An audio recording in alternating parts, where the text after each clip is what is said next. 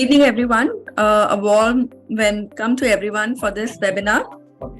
So the title of this webinar is Importance of Whole Genome Sequencing in Drug-Resistant TB for Better Patient Management. We've organized this webinar, basically our effort towards making awareness about the drug-resistant TB and especially for meeting the NTB goals. So I'm also very happy to, invite two esteemed panelists and guests, Dr. Sanket and Dr. Sameer with us. Thank you so much, ma'am. Right. So what I'll do is I'll just quickly introduce myself and then take it over, with introductions of our guest, and then I will just present about a drug-resistant test which we have, which is called SpitSeq. So just take my next slide. So I'm Gunisha. I'm in a PhD and I've been associated with Genome for last 3 years. And is it visible or is it masked by all on the sides? Is it seen clearly? Yeah, ma'am. Yeah. Okay. Yeah. I'm a molecular microbiologist associated with Genome for last 3 years, and I lead the infectious disease vertical. And with me is Dr. Sameer Lote. He's completed his MBBS from NKP Salve Institute of Medical Sciences, and he's also an MD from Institute in Gujarat. He also has a fellowship in pulmonary medicines from CMC Vellore, and he has a lot of achievements and accolades and honors to his kitty, and he's a consultant and director at Panellists Clinic, which is in Nagpur. With me is also Dr. Sanket. He is a fellow surgical gastroenterologist.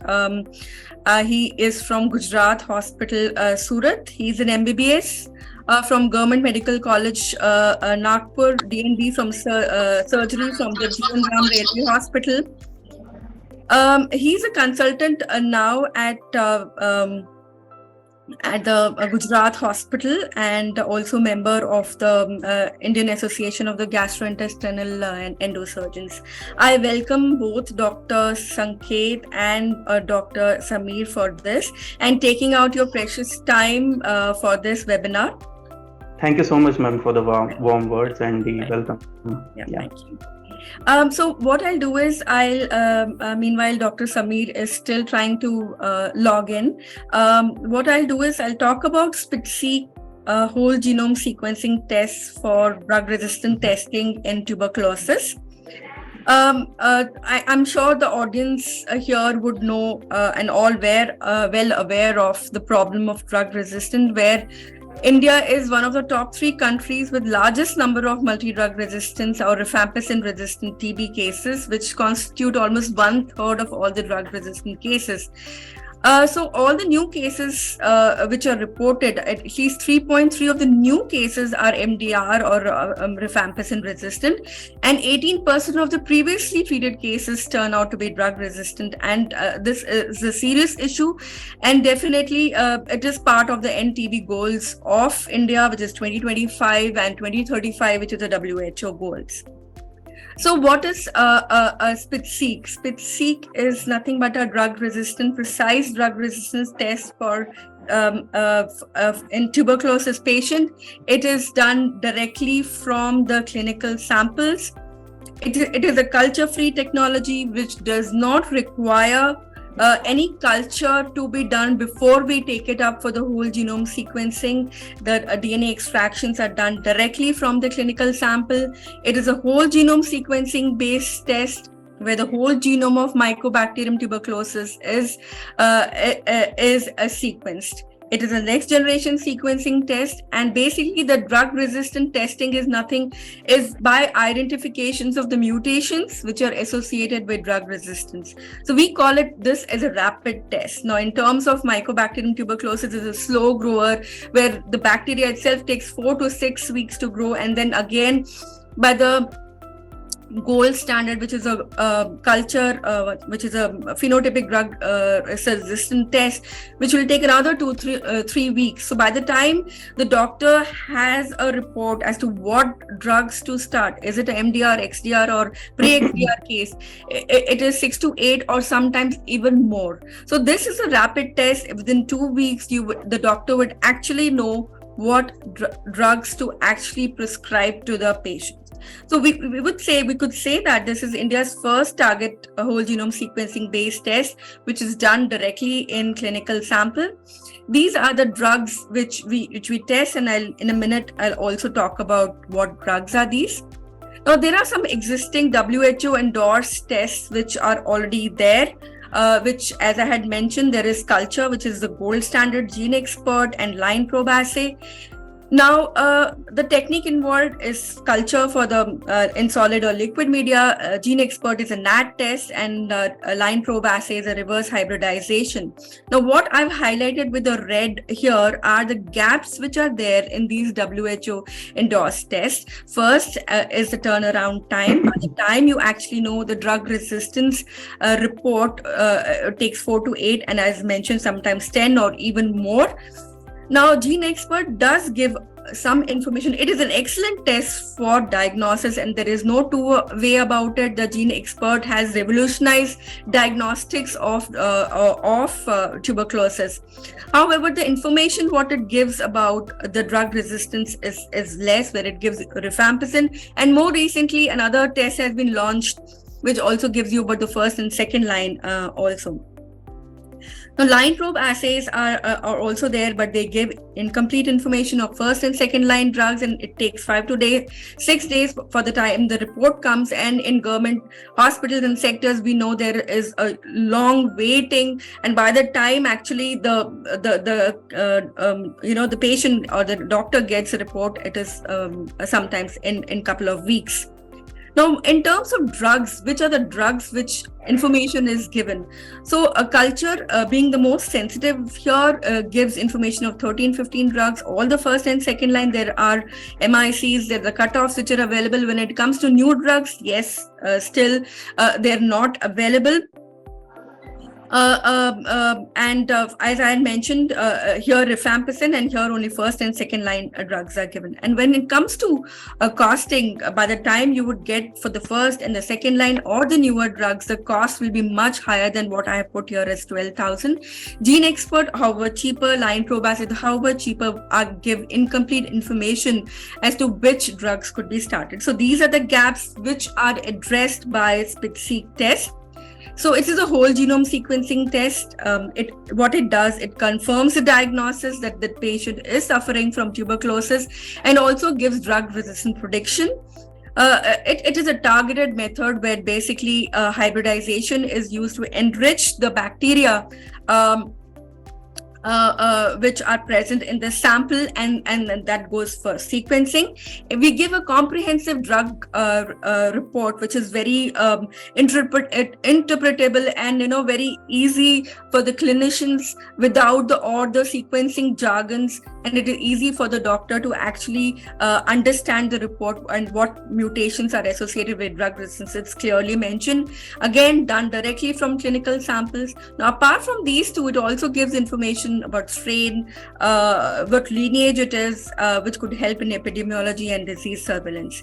Now, we had validated this test with 100 samples, sputum samples initially to start with, and we compared the sensitivity and specificity to LP, and found 100% and 98.404% of specificity with the LPM. This validation, which is performed, was published in Tuberculosis journal in 2020.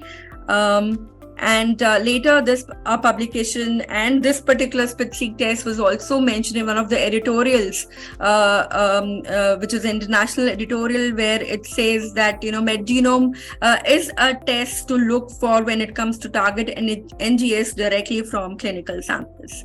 So definitely, what we understand, this is a helpful test for patient management, personalized treatment. It is cost-effective case management, reduces delay in starting treatment, improve improved patient outcome, and definitely the scalability is there because this is a next generation sequencing test where a lot of automation is possible. No, just for the benefit of a few of our audience, I just wanted to mention what next generation sequencing is. It is nothing but a massively parallelly sequencing technology, which is offers high throughput. Basically, it has 4 steps, which involves DNA extraction, which goes through library preparation, then it goes for sequencing and analysis. Now, for the targeted sequencing method, there's another step which is called hybridization, which is added in for SpitSeq. Now, there is a thought process that any sequencing, any whole genome sequencing or next generation sequencing method test is going to be very costly and not pocket friendly. But you as you can see in this slide, the price of cost of full human genome cost is decreasing, and as of now, this is 2020, and as of 2022 it is just $100. So there is a misconception that it is a costly test. I would take the questions. I see some audience are raising hands, and we could take up the questions later. Right, so what is the workflow? So this clinical sample comes to MedGenome. We go ahead with the DNA extraction, library preparation. As I had mentioned, there's target enrichment by hybridization, sequencing, analysis, and then there is an automated report generation. And now at each and every juncture, there are quality control checkpoints where a QC is done for DNA library, for sequencing, as well as for hybridization, and then only the automated report is generated. Now, these are the mutations which are screened by the SpitSeq test, and these are the 18 drugs which we now give the report for. And this is a whole genome sequencing based test. The database which we follow are some peer-reviewed journals, WHO database, which was released as of 2021. So we have close to 1,525 mutations which are screened. But the beauty of this test is that since this is the whole genome sequencing based test, anytime any new or novel mutation is reported, can be incorporated in the pipeline and the results could be given. It is not a kit method. It is just a test which is offered. So it becomes it is very dynamic test. We keep making changes as and when the situation and literature demands. So this is against LPA mutation. You can see the LPA close to 37 of 40 mutations which are detected by LPA. Now, again, these are the first and second line and the new drugs which are screened, and the genes are screened for mutations. And this is the report which is given, which is elaborate. This is a circus plot which tells you the red ones shows you that as in this case, rifampicin, it is in red, means it is drug resistant. Here we can see mutation in the gene RPOB. The nucleotide position is 1394, and the amino acid position, and what we call as allele frequency, that how many at reads at this particular position were showing this mutation. Here in this case is 100%. So it is that patient is absolutely resistant and not heteroresistant. Heteroresistant is when the allelic frequency is between 10 to 90% is what we call heteroresistance. So here in this case, you can see rifampicin, isoniazid, pyrazinamide, ethinomide are all showing resistance to this, and while the second line, which are in green, are sensitive. So I'm just reiterating, this is a summary slide. So I have mentioned here it is beneficial for gene expert positive and culture negative cases. It gives drug resistant prediction for 18 drugs and beyond. The database which we use is the WHO database, and it gives information of heteroresistance. It predicts lineages. most important, it is directly from clinical samples, pulmonary or extrapulmonary, and reduces time in actually giving or starting the personalized treatment. I'm just leaving the case studies to the doctors who are here and not take you through the case study which I had here. But I just wanted to mention that, we have, in our own experience and validations, we have seen that it is useful in sputum, which was a validation study done in bowel samples, CSF from TB meningitis cases, even in ocular cases, gastric lavages, which Dr. Sanket has been giving us, and sputum samples by Dr. Lothe has been giving us, and pus and TB lymphadenitis cases also. So just a last bit of, because there are other whole genome sequencing tests which are there in the market, which are available. I thought I could just mention how it differs from our competitor 1 and competitor 2. I would say the competitor 1 offers this whole genome sequencing test, but what they do not have is do not have a culture-free technology. Basically, the clinical sample is taken, it is given to the lab. By the time it takes time for the culture to show positivity, or liquid to show liquid broth to show positivity, and once it's positive, it is taken for whole genome sequencing. While the other test which we have is a kit-based test, which is an amplicon-based, which is again a culture-free test, but however it is an amplicon-based where enrichment is done by not by hybridization, by amplicon. Whenever it is amplicon or a PCR-based, there is some biases always. And what it lacks, this particular test, is that the number of drugs which can be screened are lesser. The number of genes which are screened are much lesser. And since this is a kit base, it is not dynamic. It would take the kit to be validated, and all the processes and all the approvals have to be made. So although it is again a culture free, it lacks all of this, and obviously since it is a kit, it is definitely more expensive. Now coming to the competitor 1, I mentioned it's a culture free technology, and then I would say that it is turnaround time is definitely goes up, and which is the most very important when it comes to actually giving rapid diagnosis, and which we think that this is a uniqueness of SpitSeq test. Thank you so much for listening, and I think what I would do is, if Dr. Sanket is ready for the discussion, we could do it. Or Dheeraj, you want to take some questions now, or we could take it later? Ma'am, we can do one thing. We'll complete all the sessions, then we can go with the questions. Sure. It will be like in the flow. So I'll stop sharing. Yeah, you can stop sharing it now. So yeah, hi. So I'll do one thing, like Dr. Samir. We'll go with Dr. Samir. Sure. Yeah, exactly. Sure. Because I'm just a co-rider with you guys. You get more number of TB cases, so it's better if Dr. Samir starts, because he's more experienced in this matter. So yeah. Yes. That's very kind and too humble from you, Dr. Sanket. Yeah. So I understand both of you are meeting after a long time, so it was really nice to have both of you.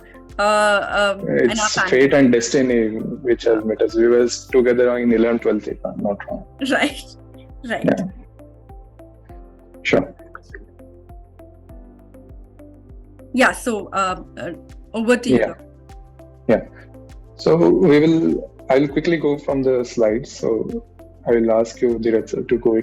So next. Yeah, Dr. Samir. Once you tell me, I'll just move the slides. Yeah. Next. Sure. Next slide. 1 minute, Dr. Samir. Yeah, no problem.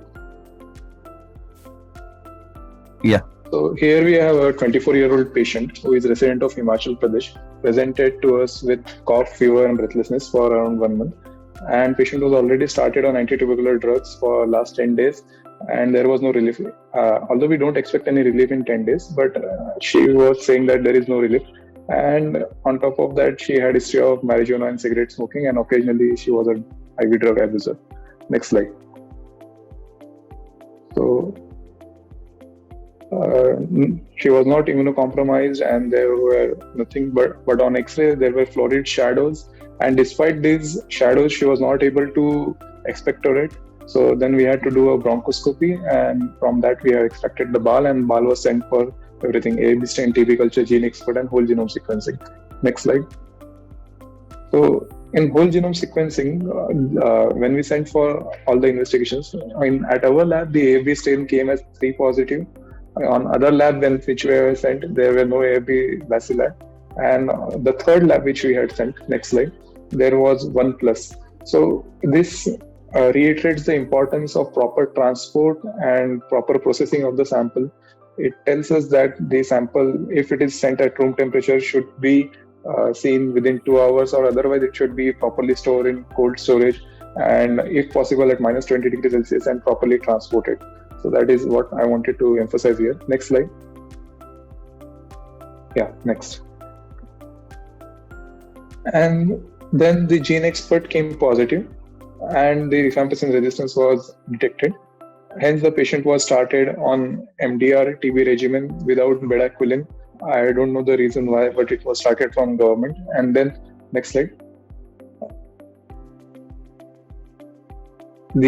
Finally, after 1 month of culture, the previous slide. The 1 month of culture, the resistance came, and it was then run on the whole genome. Yeah, here. So Mycobacterium tuberculosis was detected in 1 month, and then drug susceptibility was advised, that is a phenotypic drug susceptibility. But as we had also sent for whole genome sequencing, then they subsequently processed it for whole genome sequencing, and they found out the bacilli to be, next slide, bacilli to be resistant to rifampicin, isoniazid, next, and ethambutol, that is the first line, streptomycin, that is the first line, and then also resistant to fluoroquinolones, that is moxifloxacin, gatifloxacin, ofloxacin. So here we have a patient who has resistance to first line drugs along with resistance to fluoroquinolone. So the patient falls in a pre-XDR category. So if there is resistance to isoniazid and rifampicin, as we all know, that is MDR tuberculosis. If there is resistance to isoniazid, rifampicin plus second line injectable or a fluoroquinolone, it is pre-XDR. And if it is having resistance to second line injectables plus fluoroquinolones, rifampicin, isoniazid, then it is XDR. Yeah, next slide. Finally, after receiving this report, then the patient was started on bedaquiline-based regimen, and subsequently she improved. There was weight gain. Next slide. This is the antibiogram which we get. Next slide. And these are the details what we get in the mutation analysis, what ma'am was talking about. Next. So finally started on the bedaquiline-based regimen, and since July, this sputum is negative and patient is doing well. Okay, next. So the point over here is that the gene expert MDR panel we could have done to get the first-hand resistance, but the whole genome sequencing is the key which helped us to identify the possible mutations in this patient. And as you can see, the whole genome sequencing was done after the culture was processed. So it took around 1 month to get the resistance pattern. But if we had done it early, or if we had done SpitSeq, maybe we would have gotten 10-14 days. Yeah, next. So clinical case 2, in this we have a young male, 22-year-old, presented to us in August 2021, had a cervical lymph node. We did a excision biopsy, found out to be granulomatous lymphadenitis. The gene expert came as MTB low. Now, whenever the MTB is low, this is a very tricky situation. And in this situation, the rifampicin resistance usually comes as indeterminate. What WHO and other guidelines say is that whenever you have low resistance, either you have to repeat the sample or you have to interpret the report with a pinch of salt. Yeah, next slide. So what we did here is that at that time, the whole genome sequencing was just coming into the market. So what we had, the technology was pyro sequencing. It is the same PCR-based technique where we have. And then we got the report. And in that report, we got same rifampicin as indeterminate. And we got fluoroquinolone resistance, which was 95 ACC. What it means is that this resistance is not associated with clinical resistance. So In whole genome sequencing also, we get a lot of resistance, but then we have to interpret whether this resistance is clinically significant or not. And in this, they said that this resistance is not clinically significant. So then we started the patient on first-line drugs. Next slide. And patient did well. And patient improved after 7 months. Patient had hepatotoxicity to PZ, so we had to shift to Leoflox. Next slide. And in this patient especially, the culture came negative. There was no growth in culture even after complete 45 to 90 days of incubation because of the low bacterial load. Next slide. After 7 months, patient had new development of lymph node and hence repeat excision biopsy was done. Next. Next slide. And then we did a LPA line probe assay on that, and then it came out to be a resistant pattern. Rifampicin was resistant, fluoroquinolone was resistant, and patient was started on bedaquiline based regimen. Next slide. Excuse me. Now the patient has improved, the lymph node has vanished, but now because of linezolide, patient has developed severe toxicity. There is visual loss and peripheral neuropathy, and also he was kind of a fair guy, but now developed blackish skin due to clofazamine. So we have treated the patient of TB, but now lifelong he has a sequelae to live with. So that is the dreadful complications of pre-XDR and MDR kind of TBs, that you have to subject the patient to less efficacious toxic drugs, and then patient develops some lifelong sequelae. Fortunately, the amikacin kind of derivatives, amikacin, kanamycin, have been taken out. Otherwise, the hearing loss was rampant in MDR and XDR cases. Next slide. So finally, coming to the whole genome sequencing as well, we had a patient who was occasional tobacco chewer. Sputum was 3+ despite 1 month of ATD, and sugars were uncontrolled. So our differential was whether it is the MDR TB or uncontrolled diabetes. Next slide. This was the CT scan. We can see bilateral infiltrates, cavity-form lesions in both the lights and both the sides. Next slide. And then we did the whole genome sequencing in this patient. We got the report in around 12 days. Next slide. And fortunately, it was a sensitive TB. All the drugs were sensitive. And then the diagnosis was made that the patient had uncontrolled sugar, hence his bacillary load was persistent, and the drug dosage was optimized, the sugars were controlled, and now the patient is doing well. Next slide. Just look at the data which we get from SpitSeq.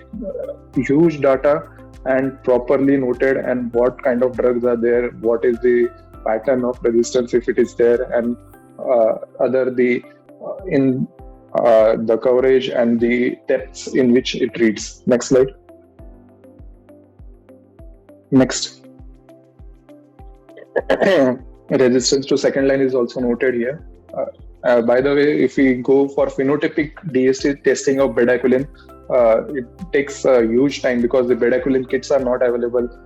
They are costly. Maybe here we get bedaquiline resistance also. Next. Similar kind of scenario in another patient in which whole genome sequencing done from another lab. Here also it takes around 1 month to process the sample, and they do it in culture. Next slide. And this is the resistance which they get, and this is the mutation analysis. Next. So in summary, if we have a patient of TB, at least gene expert AFB and TB culture are must for a patient. But with the advent of technologies, line probe assay, pyrosequencing, and other things, when the bacillary load is low, really we have a problem.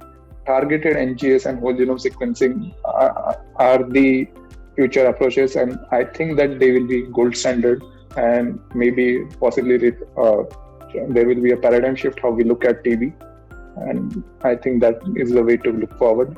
Next.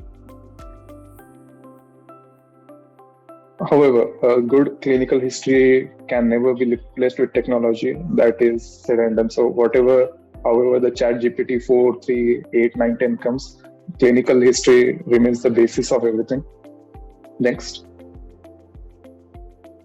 Thank you. Right. Thank you, Dr. Sameer. Thank you so much for sharing those case studies and case history where the importance of these next generation both culture based or the targeted ones which was done here, the importance is clearly seen. And I hope, for future, as you say, that there would be a paradigm shift and these would be recognized by WHO. However, WHO does recognize NGS tests from cultures, but I think they have released a database in 2021 for the first and second line, and future, I'm sure we're expecting another database for the newer drugs, bedaquiline, eminent, and all of that. And I think they are making basis to have all of that in place, this mutation database in place, and they would probably endorse that, and that will be an excellent, and then could be included in RNTCP, and then we would see a shift actually, and acceptability of this actual test among all of you. Yeah, thank you so much. And definitely a point noted on the chat GPT and the clinical history. I understand that is absolute is important. Yeah, thank you. And over to you, Dr. Sanket. And now we heard Dr. Sameer talking about the pulmonary importance of it, and I think Dr. Sanket will take us for the extrapulmonary cases, which also highlights the importance of this particular test, that it is just not sputum, it could be extrapulmonary cases like gastric lavages, which we have been receiving from him and Dr. Naresh Gabbani, whom I had also chance of meeting in Gujarat Hospital in Surat. So over to you, Dr. Sanket. Yes, thank you so much. So before sorry. Yeah, Dr. Sanket, can I share the PPT? Not really. I would just like to speak with people, because after Sameer's PPT, I don't think I should, show my PPT. I was not aware that I am supposed to bring images and all, so I didn't really prepare a good PPT. The second thing is, I would like to ask before I start that how much time have I been allotted to speak, so I can speak accordingly. I have a lot of interesting cases from my side as well. So, yeah. Yeah, please go ahead, Dr. Sanket. I think we love to hear you, Dr. Sanket. Yeah, so it's 7:40, so we have good 15 minutes. We could, okay, sure. Right. Yeah. And no worries. I think case histories are more important rather than the presentation now. So we would love to hear. Right. So that's a relief. And I would first like to, say that ma'am had a very nice presentation. It was succinct. It was to the point. It really showed the importance of whole genome sequencing and the novel and the documented markers that are being studied in this modality. As well as I would like to show my gratitude and also my awe towards Dr. Sameer. He had wonderfully presented all the cases. It was very easy to understand what is going on with the patients, and they were amazingly managed. So yeah. So now, before starting my interesting cases, I would just like to build up some climax and to build up some interest in the fellow participants. So if you know, in Yajurved, the Somdev, that is the moon god, was also afflicted by a disease which we now call as TB. So it has been there since ages and ages, according to our Shastras. And if we talk about the present scenario, almost 1/4 of the TB burden of the world is from India. I being a gastrosurgeon, so I'm more interested in extrapulmonary TB, obviously. Around 15 to 20% cases of TB in non-HIV patients are extrapulmonary TB. The ratio is quite high, around 40 to 50% of new cases of TB in HIV positive patients are extrapulmonary TB, right? And in the extrapulmonary TB domain, abdominal coughs is around 10 to 12%, somewhere around the area. So these are the cases that we get on a regular basis, right? So touching on some points that RNTCP, which was started in 1992, I guess. So now it's into its, the 1 5-year plan that I know about between 2012 to 2017 was like they were including private sector for the early detection and management of TB. And the government was also providing free drugs for such people who are getting treatment in private scenarios also. So the government has been extensively working to eradicate TB, but unfortunately, we have been getting a lot of cases of extrapulmonary TB recently, and somehow the situation is not improving as much as we would want it to, right? So coming to the scenario, the cases that we encounter, I would like to touch upon some few interesting cases that we had encountered. So first of all is a patient who, before I start, there are some definitions that people should know.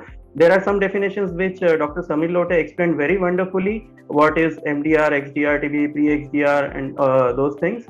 But there are some definitions which are working definitions when we talk about TB. The first being presumptive cases and the second being clinically diagnosed cases. These are the cases that we routinely get, and very more often than not, we do not get bacterially confirmed cases of TB. So clinically diagnosed cases of extrapulmonary TB are those cases which we have a strong suspicion that the patient is suffering from extrapulmonary TB, but and we have some clinical or radiological signs to support the diagnosis, but we do not have a culture or a diagnosis of the bacterium or the strain which is causing the infection in the body. So there was such a case of clinical diagnosis of TB. She was a 28-year-old female, a wonderful person. We had her for 8 to 10 months in our hospital, on and off, and that is why we have developed a good bond. So this 28-year-old female was started on anti-tubercular treatment in some outside hospital. The patient, not very learned, took the medications for 3 months, and she had no relief in her symptoms, and her abdomen started distending. She had some sonographical imaging done outside, which showed that there was a lot of fluid in her abdomen. Now, even when the anti-tubercular drugs were going on, she had no relief. The abdomen was increasing in size, and she also had anorexia. She had decreased appetite, she had weight loss, and she had pain in the abdomen. And that is why they stopped the medication altogether, that this medication is not working, so we will just not take the medication and we'll try some Ayurvedic medication. No offense against the parallel therapy also, but somehow probably they did not meet the right person and continued the therapy for around 6 months with no relief in the symptoms. The patient then presented to us, and the clinical judgment was it is abdominal TB. There's no doubt about it. There was omental caking, there was free fluid with echoes in it. I myself did the USG. So we had a presumptive diagnosis, a clinical diagnosis of abdominal cocks, but there was no evidence. So we collected some sample. Herein comes Genome. So we sent the sample for gene expert. And if you know the expert panel, generally it is 131 colony forming units, which is the limit till which the gene expert generally has good sensitivity. Any possibacillary sample, I mean samples which do not contain these many bacteria, the sensitivity goes low. You might get a false negative result even if the patient is suffering from TB. So unfortunately, previously we sent it to a local laboratory and we had a diagnosis of it was a negative diagnosis. We again sent the sample after tapping the fluid from the abdomen, and we got a positive sample from Genome. And subsequently, we did a whole genome sequencing, and it was found that the patient had resistance towards rifampicin, isoniazide, as well as I think fluoroquinolones. So it was an MDR TB patient. We started on an injectable aminoglycoside, as well as continued with some of the first line drugs and one second line drug. The patient improved, but unfortunately during the course of her whole the treatment that she was getting before and all, she had severe weight loss. So her weight was around 30 when she presented to us. So she developed SMA syndrome, which is actually compression of the duodenum between the aorta and the celiac and the SMA, the superior mesenteric artery, because of severe weight loss. There is generally a fat pad present between the two arteries. Because she had weight loss, the fat got it got removed from the area and the duodenum was compressed, and she had continuous vomiting. So for the time being, we had to shift her over to injectable drugs. We put in an NJ, which is a tube which goes up to the small intestine. We started feeding her to that. There was gradual weight gain. So we kept her around for a weight gain of 7 to 8 kgs in a period of around 15 to 20 days. Then she was able to take oral medications, so which injectable and oral medications, we discharged her. Now the patient is under routine follow-up, undergoing treatment, ATT, and she has improved a lot. So that was one case. Another case that was interesting was a female patient again. She was a young female, 23-year-old female, a pharmacist student basically, and she had multiple abscesses over her body. She always used to have some lesions with pus discharge from all over the areas, over the neck, axilla, the groin, and somehow she was not getting relief from any treatment she received on OPD basis. This girl presented to us, and obviously she had secondary infections. There was a lot of pus. So initially the areas which required drainage were drained because she was developing fever. Subsequently, when the inflammation subsided, we found that she had multiple lymph nodes all over her body. Initially, the pus that was sent for AFB stain and gene expert was all negative. Subsequently, we had to go in for an excision biopsy of the lymph node. We took 3 lymph nodes from different areas of our body, and they were sent for gene expert and histopathology. Histopathology was also suggestive of MTB, and the gene expert was also suggestive of MTB. We did a whole genome sequencing. Luckily for us and for the patient, it was not a drug-resistant TB. It was just that nobody had found the evidence for TB and had not started the treatment. So yes, she was started on ATT, and all the lesions vanished. There's another case, interesting one, because we are dealing with HIV TB a lot. So this is a case that we should discuss. And again, luckily for me, I have not encountered so many XDR TB cases. So that's a good thing for me, that I don't want to encounter such cases. I would rather happily refer them to Dr. Samir. And because I am not very well aware of bedaquiline and the other newer drugs that are in the market right now, being a surgeon. But yeah, so this patient came with severe abdominal pain, nausea, vomiting, and on subsequent imaging was found to have a stricture in the small intestine. There was a tight stricture narrowing in the distal part of the small intestine, and because he was having that stricture, we put in an RT for decompression and just waited for a day if it subsides or not. Repeat imaging on the 3rd day also showed that the stricture is not resolving. It is some sort of pathological stricture, and definitely needs a resection for adequate diagnosis as well as relief of the symptoms. During the pre-operative workup, the patient was also found to be HIV positive. According to the history of the patient was not aware of the status of his HIV, but his HIV viral count was quite low. So what we suspected was that he had received some sort of treatment for the HIV, but he was not comfortable with sharing that information with us, but we would never know the answer. So ultimately, he was not aware of HIV status, and we accidentally became aware of it. We went inside, a resection was done of the stricturous segment. That was also sent for gene expert at Genome. He was found to have a positive result, and ultimately we did a whole genome sequencing. Again, he was a case of MDR TB, put in on second line drugs, and responded favorably. So there are 2 more cases, but I think that the gist of it is that basically we have had a lot of cases. There was a pregnant lady after cesarean section who developed the other importance of whole genome sequencing is that we are getting other strains of bacteria, that is the NTM. So we have been getting a lot of non-tubercular mycobacteria through this, and we have been knowing the strains also. Like recently there was a young guy working in a shopping mall who had a hernioplasty done. There was a left inguinal hernia for which the hernia repair and mesh insertion was done. Post-operatively, on the 7th or 8th day, patient developed fever. it was found that the patient has swelling at the operative site. So sonographic imaging was done, which showed that there's a lot of free fluid in the operative site and the mesh is just floating around. So it was a case of mesh infection. Ultimately, it had to be removed because it's an infected foreign body. We cannot leave it in the body. So we went inside. The pus was whitish in color, and already because in a foreign body getting infected with the symptoms that he was having, we were suspecting TB. But so he was found to have M. fortuitum. This is just like 4 days ago that we have got the report.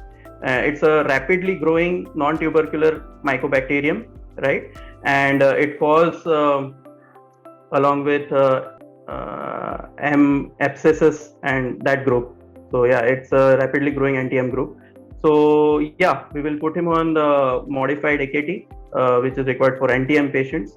Another patient, a young female, underwent cesarean section, and after that developed abdominal pain and distension of the abdomen, had ascites. We tapped it, sent the fluid, again found to have anti-M. So we are getting a lot of anti-M cases also along with MTB. So that also has been diagnosed very well with this modality, and we are getting a lot of success in treating those patients. So I'm just starting a database of my own.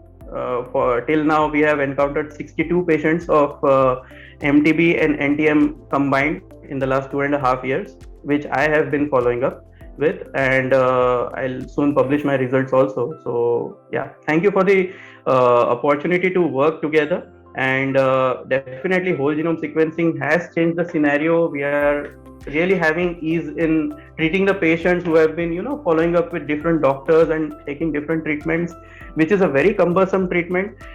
Half of the time the patients are not compliant with longer treatment regimens, so it is very necessary that we clinch the diagnosis easily early and start the treatment as soon as possible so that the patient does not default. So that is it from my end. Haphazard talk with a lot of points that I wanted to speak about remaining. The only thing that I would like to speak about is the duration of anti-tubercular treatment in abdominal TB, because there are no proper guidelines for treatment of extrapulmonary TB. There is a lot of improvement in the treatment of pulmonary TB, but not so much in extrapulmonary TB. So there has been a lot of issue in that we don't have enough cases for documentation. That is why it's important to make databases and have a lot of sample size to have some clinical evidence. For now, there have been 3 randomized controlled trials done. 2 were from India, 1 was from South Korea. Around 328 participants were there in these studies, and they did not find any difference between 6-month and 9-month regimens as we give for pulmonary TB. We at our center have been generally providing 9 months of ATT just to be on the safer side, although it has not been found to have increased response than a shorter 6-month course. But the risk of relapse in 6 months ATT has been said to be high in all the clinical literature, and that is why we don't want to take any chances, because generally the patients that we get in India, they don't have the patients for retreatments, neither do they have the financial background to conduct tests again and again. So it's better to be safe than sorry. So we as of now have been giving 9 months ATT. It's not proven yet, and that is why we need to document more. So that will be my end point. Thank you from my side, and thank you for the patient listening. Thank you, Dr. Sanket. Thank you so much. It was actually very, very interesting.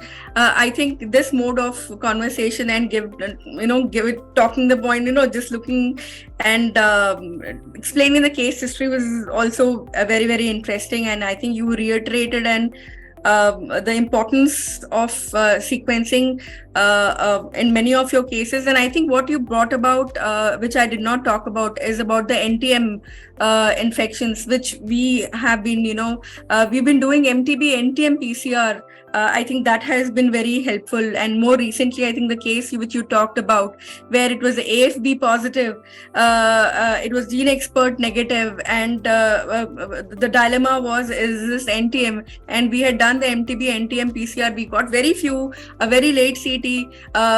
So I had called up Dr. Naresh Kabani that I think it is positive, and it absolutely correlated when he told me that it was AFB positive. And I think I'm not sure if the same case has grown for Tutum now. Yes, it's the same one. Right.